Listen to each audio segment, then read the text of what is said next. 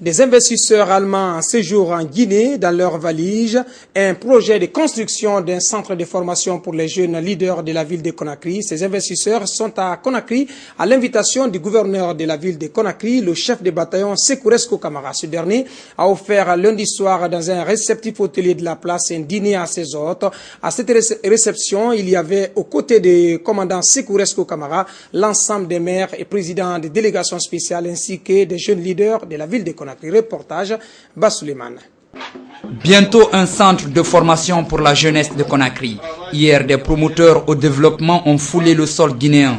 Ce sont les cadres de l'ONG allemande BGV. Après les premiers contacts avec le gouverneur de Conakry au mois de mars dernier, en marge du 6e forum de l'eau tenu à Marseille, ces investisseurs sont en Guinée pour la réalisation du projet de construction du dit centre de formation. Nous avons un projet avec Bisclim, une institution de Bruxelles, et avec mon frère le gouverneur, nous discutons sur une occasion d'employer les gens sur un investissement des Allemands.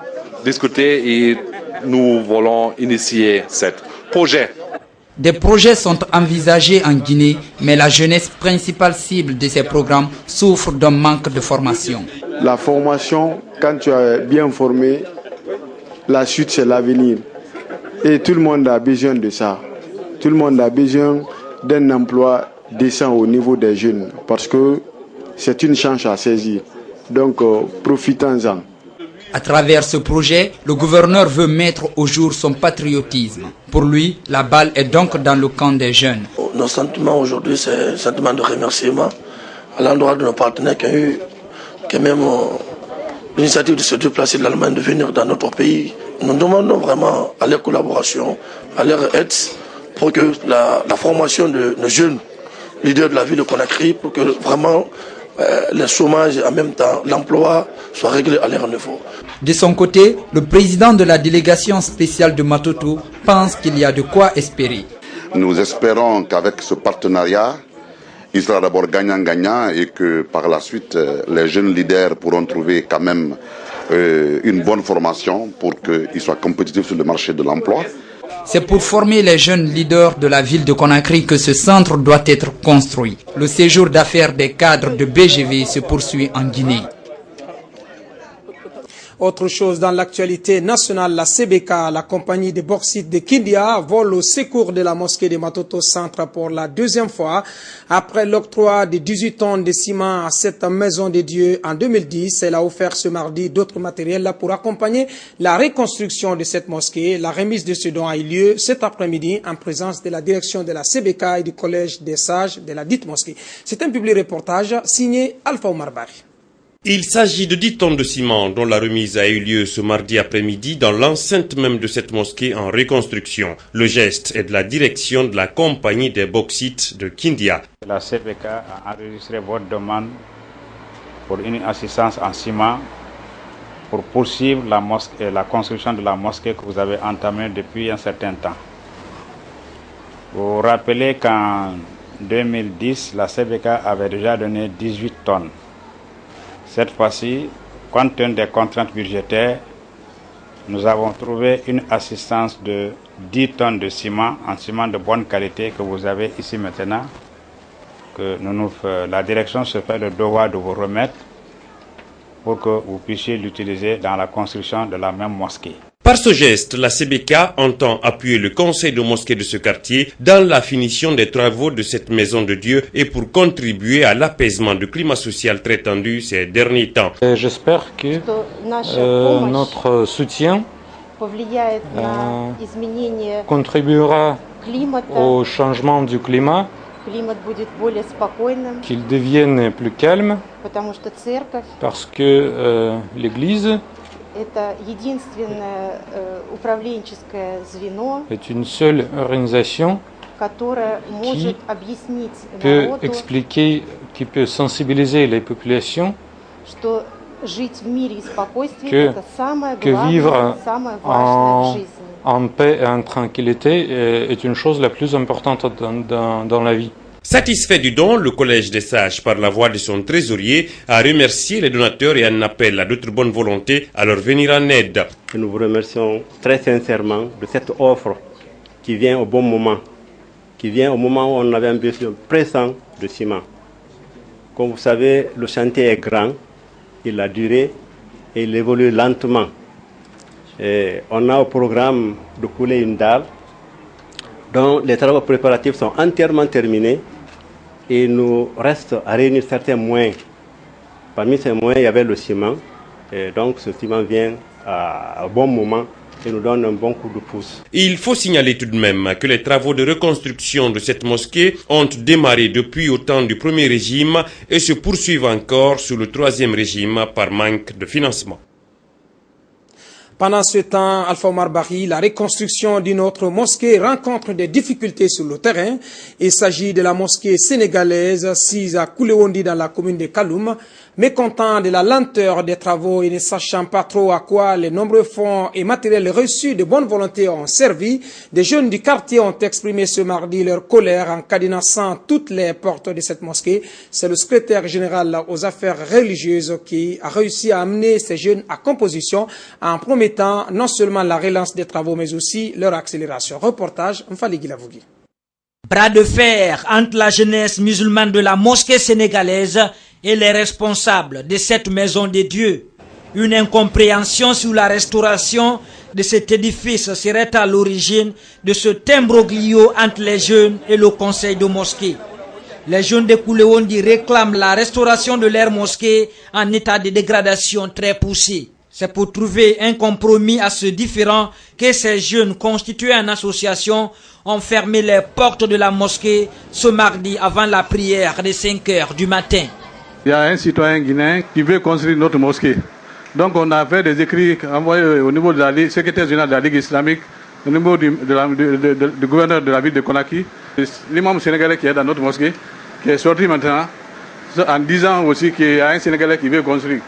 Donc à l'issue de ça, le secrétaire général de la Ligue islamique a bloqué des papiers et refuse de signer. Ça fait plus d'1 mois maintenant, on court derrière lui, il n'y a pas gain de cause. Donc on a jugé nécessaire de fermer la mosquée jusqu'à ce qu'on ait gain de cause. Cette revendication n'a aucune connotation politique, soutiennent les manifestants. Ils pensent que la restauration de la mosquée assure la sécurité des fidèles musulmans. Parce que yami fana kiana abal nyango agbem folo agabra migima ina na abu motune na simoma alo na yemeleri na mo balanga na condition. Pour trouver un compromis à ce bras de fer, le secrétaire général des affaires religieuses a rencontré les jeunes manifestants et les notables de Kaloum ici à la mosquée d'Al-Mamia. Il s'est engagé à trouver une solution rapide pour reconstruire la mosquée sénégalaise avant de déplorer sa fermeture. Depuis 1953, la terre là où la mosquée a été construite était payée par un Sénégalais. Tout le monde connaît ça dans les documents. Les Sénégalais disent ici qu'ils vont restaurer la mosquée. Il y a un bienfaiteur aussi, un donateur de la Guinée aussi, qui a beaucoup de moyens, qui veut faire cette mosquée-là d'un grand étage. On m'a informé ce matin que le Sénégalais est là. Il veut immédiatement attaquer les travaux. Le Guinéen aussi est là, moi j'avais même fait son autorisation. Je dirais à toutes les deux parties là, il faut que le travaux commence dans 4 jours, c'est tout simplement. Sur place, les jeunes se sont montrés favorables à la réouverture de la mosquée sénégalaise. Cependant, ils se disent prêts à la refermer au cas où les engagements de l'autorité religieuse ne sont pas respectés. Le lycée Ahmed Sékou Touré rejoint la grande famille des écoles associées à l'UNESCO. Elle s'engage désormais à soutenir et à accompagner les idéaux de paix de l'Organisation des Nations Unies pour l'éducation, la science et la culture. Comme dans les autres écoles, un bureau de 7 membres a été installé dans cet établissement. Sa mission, initier et entreprendre des actions en faveur de la promotion de la paix. La cérémonie d'installation de ce bureau, à travers laquelle l'acte de partenariat a été scellé entre cette école et l'UNESCO, s'est déroulé ce mardi sous l'égide de la commission guinéenne de cette institution du système des Nations Unies. El Hadj Omar Bari suit cette caravane pour vous. Ce lycée Ahmed Sékou Touré, créé le 15 décembre 1984 avec un effectif de 5790 élèves, est prêt en tout lieu et en toutes circonstances à accompagner et vulgariser les idéaux de cette institution onusienne. À compter de ce jour, cet établissement est partie intégrante du système des écoles associées UNESCO et par conséquent, le lycée Ahmed Sékou Touré doit lutter pour l'instauration de la paix et la cohésion sociale. Nous avons préféré choisir le lycée Ahmed Sékou Touré comme une école associée parce que nous avons assisté à beaucoup de turbulences dans ces écoles. Et l'UNESCO, qu'est-ce qu'il veut? C'est de promouvoir la paix, d'être à l'avant-garde de la paix. Et les écoles associées UNESCO ne sont pas différentes des autres écoles. Vous obéissez au même système, mais à la seule différence que vous êtes les écoles qui seront à l'avant-garde de la paix. À partir de l'instant où le lycée Ahmed Sékou Touré a rejoint la grande famille des écoles associées à l'UNESCO, cette école doit obligatoirement s'appuyer sur les piliers de l'UNESCO pour mieux véhiculer le message de paix de cette institution onusienne. Les piliers sur lesquels vous devez vous baser, il y a le premier pilier qu'on appelle apprendre à connaître. Le deuxième, c'est apprendre à faire. Et après ce deuxième pilier, il y a apprendre à être. Et ensuite, il y a le vivre ensemble. Ces 4 piliers sont fondamentaux. La direction du lycée, les professeurs ainsi que les élèves ont décidé d'unir leurs forces pour favoriser un climat de paix au sein de leur établissement. Quand on envoie le bureau de l'UNESCO dans mon école, je me dis que c'est quelque chose qui va beaucoup marcher ici. Et la stratégie que je vais mettre sur pied est très simple. C'est-à-dire que nous allons faire un plan d'action. Et dans ce plan d'action-là, nous allons toujours donner la priorité au thème de l'UNESCO. Et les thèmes de prédilection de l'UNESCO, c'est la culture, c'est la science, c'est la paix, c'est l'environnement, c'est l'amour, la fraternité.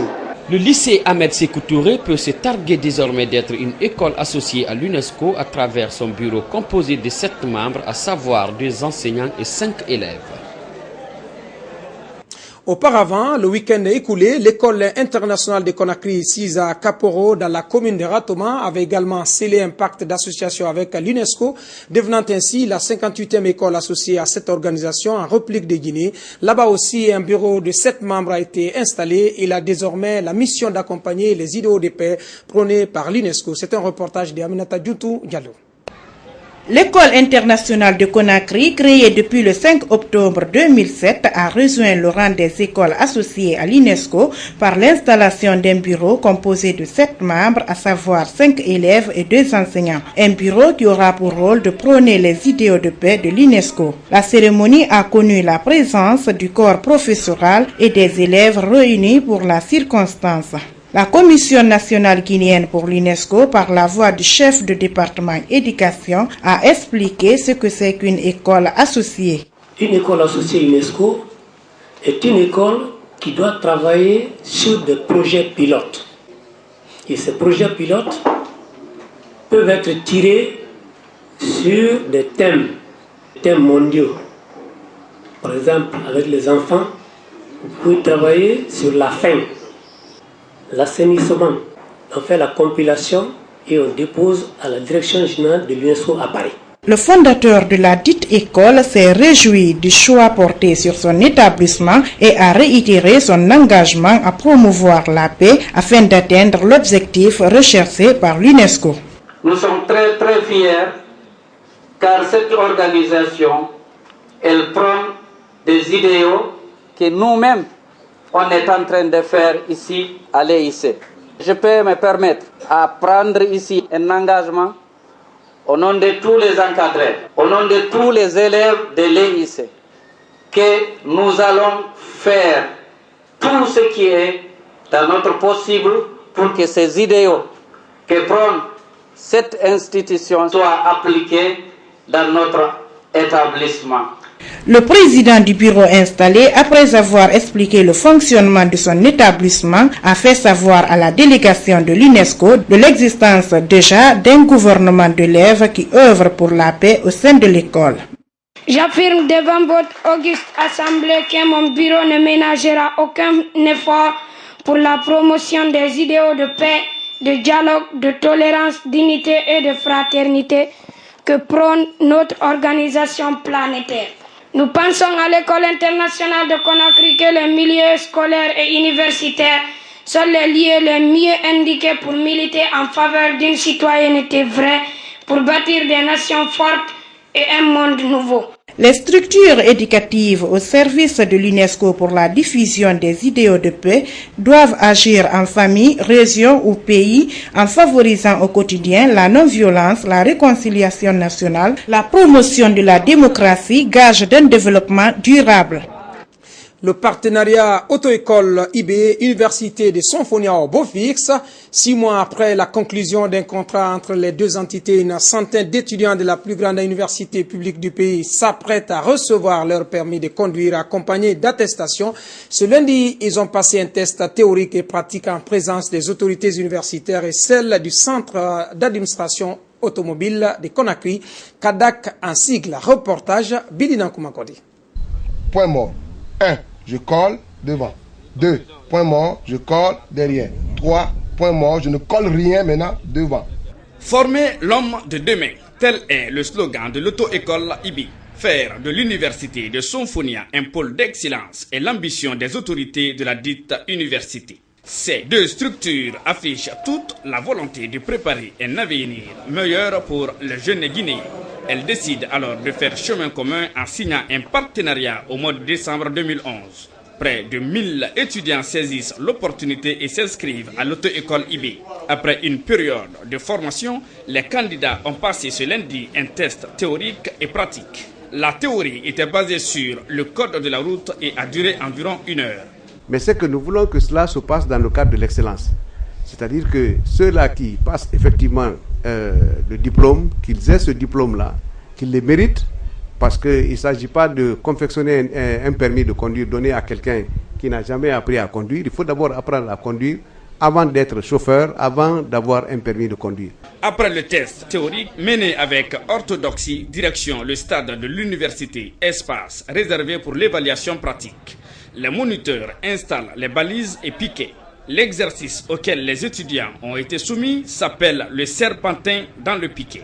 Nous allons faire d'abord l'installation avec l'élève.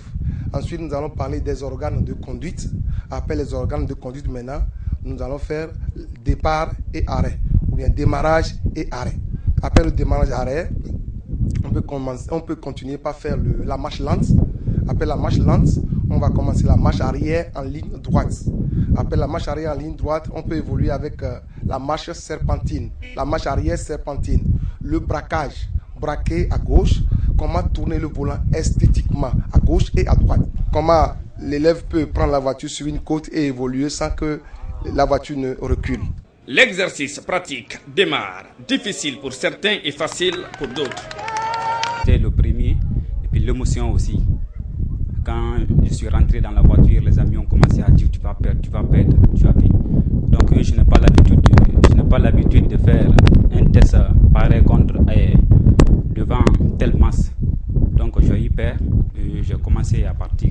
Quand j'ai commencé à partir, finalement je me suis vu, j'ai perdu. Aujourd'hui, je suis comblé de joie parce que nous les apprenants, je suis d'abord le premier dans les bonnes situations. J'ai reçu le texte que nous avons fait et avec le permis que j'ai aujourd'hui, maintenant en tant qu'étudiant, on peut dire maintenant je suis un homme moderne. Les inspecteurs du centre d'administration automobile de Conakry, CADAC, venus pour la circonstance, supervisent le test. Les erreurs ou fautes de conduite ne seront pardonnées. Comme l'avait dit le recteur, de ne prendre que les meilleurs. Effectivement, le test, nous ne prendrons que les meilleurs, ceux qui ont suivi réellement les cours théoriques et pratiques, qui peuvent sortir dans la circulation sans problème, sans causer de dégâts. C'est ce que nous recherchons.